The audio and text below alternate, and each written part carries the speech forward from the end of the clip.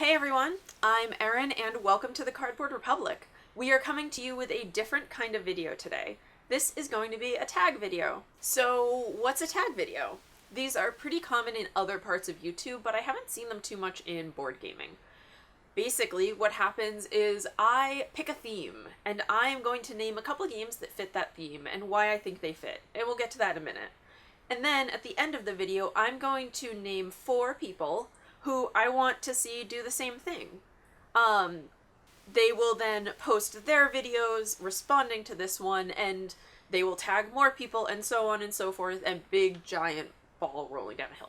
So the theme for this video is Halloween. And we're titling it 3 on a Theme because we are going to pick 3 separate games that fit in with Halloween. The first game will represent a spooky story. The second game will represent a haunted house. And then the last game is going to be Trick or Treat. So if you do this tag video, you basically just have to find a game that means something to you in one of those categories. It's really not that hard. Our first little sub-theme is spooky stories. For this one, think of those nights that you stayed up late on Halloween watching creepy movies and hanging out with your friends and telling each other scary stories. Or those times you went camping and you would stay out really late around the campfire and everyone would take a turn telling another creepy story until finally, like, the sun came up or you actually had to go to bed.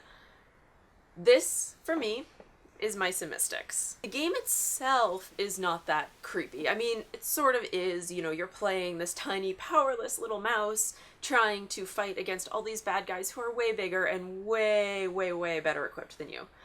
But what really made me think of this one as a creepy story sort of game is actually the way that it's played and how that sort of translates this narrative-driven story theme. Every time you play the game, you're going through a different scenario, and they play, you know, one after the other, just like when you're telling a creepy story and you're going around in that circle explaining what's happening this time and what's happening in this part of the story and what the bad guy is here and, oh, this thing from the past came back and the threats are becoming greater and greater and greater until finally you get to the end and hopefully you are able to tie it all together and beat the bad guy, but you never know, and that's where the creepiness factor usually comes in. So that, to me, is Mice and Mystics. Our next sub-theme is Haunted House.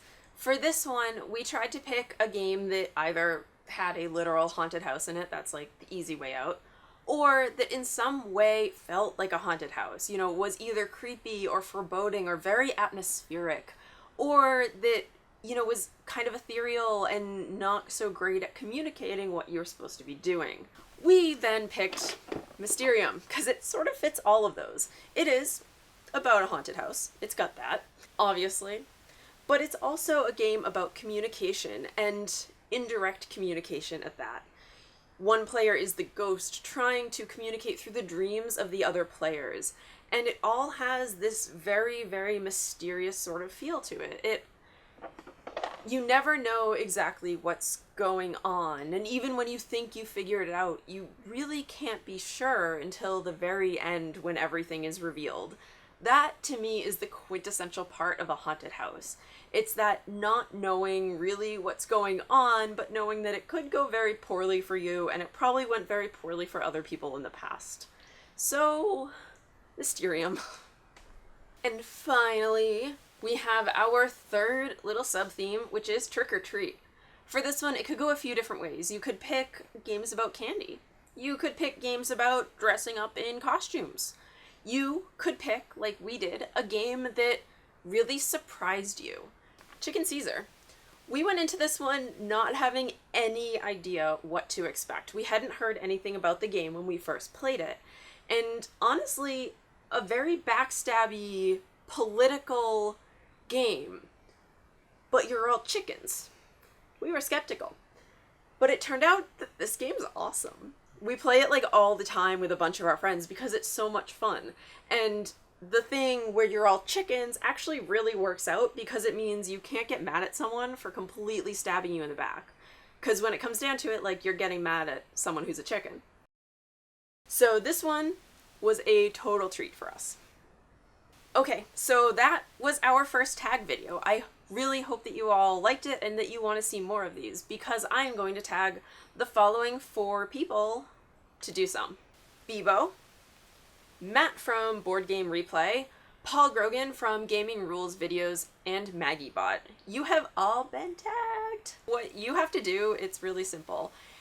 Should you choose to accept this tag, create your own 3 on a theme video and tell me what games you think fit into the categories of spooky story, haunted house, and trick or treat. And like, there's no real wrong way to answer that question. Any game that kind of even tangentially, maybe possibly fits, it totally fits. I'm not grading you. You can do whatever you want. I'm just so excited to see what you guys have in store, and also to get these videos to be a little more interactive. So go ahead, you 4, make your videos, I hope. And if anyone else is watching this and they want to create their own tag video as well, you totally should. Consider yourself tagged if you would like to be tagged. Make your video and let me know if you do, because I would love to watch it. Bye, guys!